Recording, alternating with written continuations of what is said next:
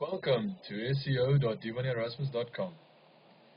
We will continue with the fourth part of the steps to building SEO. I would just like to say that today we will be creating quality content, learning how to create quality content, and also remember to add your keywords you've researched. Let's start.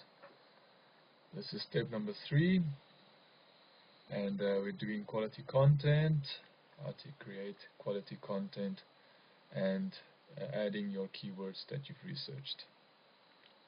That's step number 3 out of 5 steps. Let's continue. Understanding your visitors and writing quality content. Well, number 1, who are the people that we want visiting our site? You need to ask yourself, who are the people you want to visit your site? And then at number 2, what roles do they play in an organization? Well, if you want to find out more about the people that you want to visit your site, you can go to http empowered.fosters.com tool and use that to find out more about the visitors that you want visiting your site, to understand them better, as it's very important for you to understand your visitors, to give them the quality content that they want. And number 3, match your topics to popularity of searches. So continue to search and find out which keywords and which content is most searched for and popular. And number 5 is define your topics to the users you target. So make sure that you define your topics and define them to make sure that you have the right topics for the right visitors. Number 6, also use Google Insights to see trends and what is popular. So you can also use the Google Insights tool as mentioned in step number 2, just to find out more about what tools you can use. Number 7, all of this needs to be done while implementing SEO keyword research and incorporating that with your target content. So make sure that the keywords that you've researched before writing your content is properly inserted into your content. So your keywords, you don't have to write your content after you've researched your keywords, but just make sure that when you post your content that you have implemented your keywords that you've researched. Number 8, fill in the gaps. Example, if there is already similar topics on the internet, find out what is missing and fill in the holes. So that basically means that if your competitors are writing about a certain topic and you believe they haven't covered something, and you can fill those areas they haven't covered, then you should really go ahead and do that and give your comment and your expert opinion on certain topics. So let's continue. Find out what competitors are writing about, and important to find out what they are not writing about. If you find what they are writing about, then there is opportunities you can give unique perspectives and even more value on. Okay, now let's continue to number 9. Define content angles, the tone of your content, who you are writing for. Don't write a sales letter. The content should have value. So when you have content, do not try and sell your visitors anything, as selling someone something will obviously make them less interested in your quality content, and especially that it won't be seen as quality content as it's a sales letter or a sales pitch. So the best thing to do is be original, make it come from your own voice, bring something new to the table that will excite your readers that they can't find anywhere else. Second, look at being humorous and even add a creative twist to your content, as it should make them feel engaged and even entertained from beginning to end. Next, format your content and consider the style of your content, a blog style or informative style articles. And then, or a contrast style where you are comparing product A with product B. You can also see what you can also have a walkthrough how to do a style of website where you can show people how to do a specific thing, you know, and then they can read and learn about it. And then also very important, use audio and video in your content so you can make your readers more engaged. And then let's continue. Understand who you are writing for, what you are writing about, and what style you are writing in. You will be sectioning foundations of thoughtful, unique, and relevant content that will wow human readers and search engines. Find out all the content forms available and experiment with them. So it's best for you to find out what you want to write about. Make sure that you do it as informative and as interesting as possible, giving them an unique experience that only you can deliver. And then just as an example, you can also use slides, shares online to express your topic and presentations. Getting ideas for your content. Let's continue. List out your broad content themes. Think of ways to list those themes. Classify your content and think of the styles you want to write your content in. So example number 1 on the left, educational style. So you can do pieces to teach what the users did not know.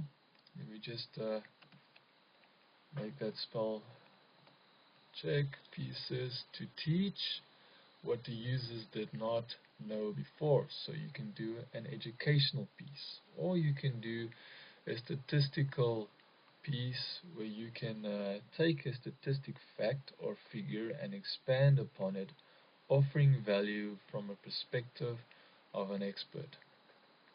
So you can give your expert opinion on something, especially if something is missing from the internet. If you see lots of people interested in a specific topic that they find very interesting, and you can actually elaborate and go deeper into the statistics and giving a better understanding of it, then you will fall under a statistics structure. And now let's continue with technical website style. So we will focus on details or advanced topics that appeal to savvy users or other industry experts. So if you're an expert, then the technical style is definitely for you. And then procedural. Procedural style is a step-by-step how-to guide to walk a user and visitor through a certain process. So I would say there's most of the websites focus on a step-by-step guide, as people normally go on Google to find out how to do a specific thing. So I would say the most used and the most in demand style is the procedural style of how to do something. And then further we go to information style. Informational style is just adding driving directions to your store or biographies of your key executive team. So that's basically your own information that you can put there as content that people can find interesting if they want to drive to your store or if they want to know more about your company and the executive team of your company. And then even news on your company, or even news on seminars or actual events that occur or will occur, is considered content. So now let's continue to the example number 2. You can scan your competitors for untapped opportunities. What can you improve, add, and include that wasn't or was said? So you need to ask yourself, what has your competitors tapped on, and what can you improve and add that they have said, and what better insights can you give that they have not yet mentioned? So we can move on, and you can even scan your competitors' tweets and see if they have an inside scoop. And what you can do if they have an inside scoop is you could do a commentary piece on it. You can basically give your commentary on what inside scoop they have done, what they have. And then example number 3, leverage your customers for new content. And this basically means that you can ask your customers for a review, or you can ask them for feedback on your website. If you do, and also you can consider doing a face-to-face conversation, especially with the best customers that you deal with, as they can lead to case studies or testimonials to add to your website. So you can actually get testimonials if you have face-to-face interactions with your best customers. That would most likely give you the best review possible. And then on search engines, also see this as a good content and authority. So if you have testimonials and actual people telling people what they think about your website, then that means you have got good content and authority with the search engines. You're building that good quality authority that the search engines are looking for.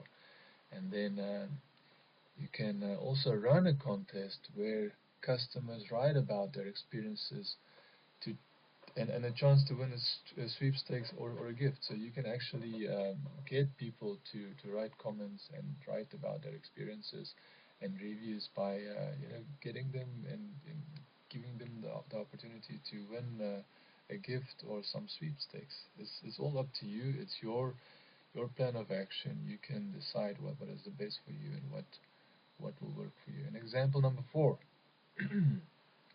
your network.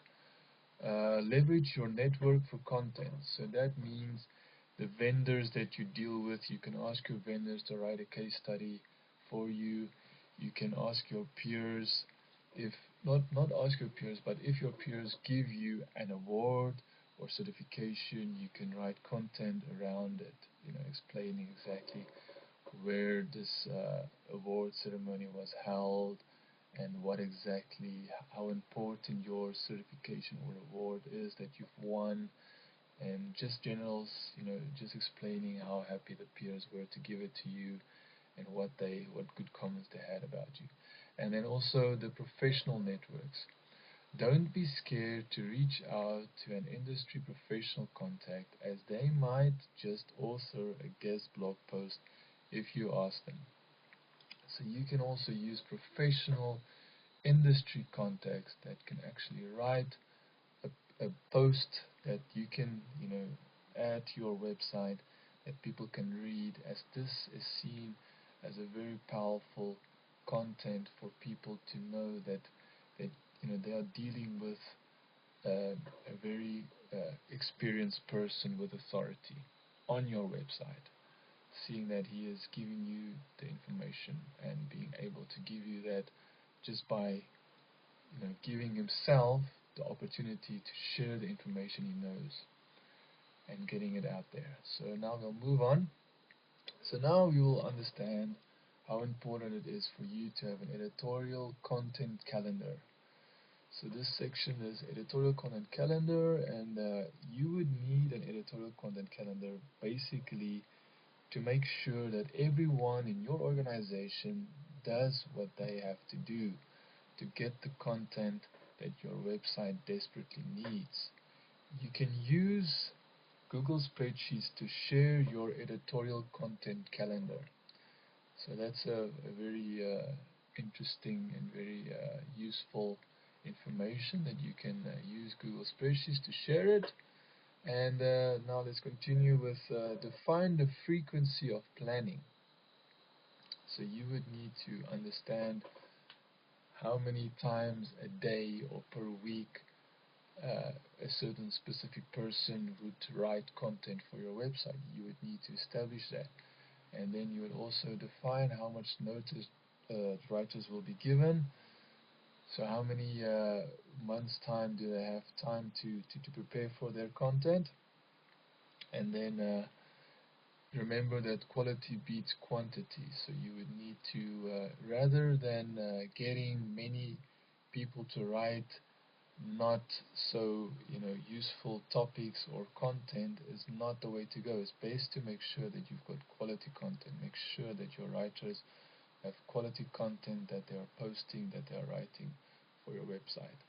And then assign calendar content owners. That means that each person in your organization, writers, be them writers or not, that they have some part in where they will be given their opportunity to write something for the website. So take action on the calendar and let the writers take action as per their jobs. So we're almost finished with this part. Guide to promoting the content. You can include social media plans and promotional plans in the editorial calendar. Who will share what on each channel? What Twitter hashtags to use? And who is responsible for keeping conversations going in the social media and social websites? So it's very important for you to be aware of how to reach out to the millions of social media users by having a plan in place of how to reach out to those users in social media. And then also I've got an editorial calendar spreadsheet for structuring your workflow, and you can download it on this page that I have, or if you are only watching this through YouTube, you can also download the structured calendar spreadsheet at seo.divanerasmus.com /SEO structured calendar spreadsheet.zip. You can download that free spreadsheet and you can use it to organize your calendar and to create quality content on a regular basis and structured basis. And then the last thing is it's important to note that all of this needs to be done while implementing SEO keyword research and incorporating that with your target content. So always when you're writing content, make sure that you are implementing your keywords that you've researched. As always, this is not the end, but the opportunity of activating your SEO. All rights reserved. This is seo.divanerasmus.com. We will be following the next part of steps to building SEO, which is building backlinks to our website. Very important part. And as always, I really appreciate that you are watching this video, and I hope to see you at the next part.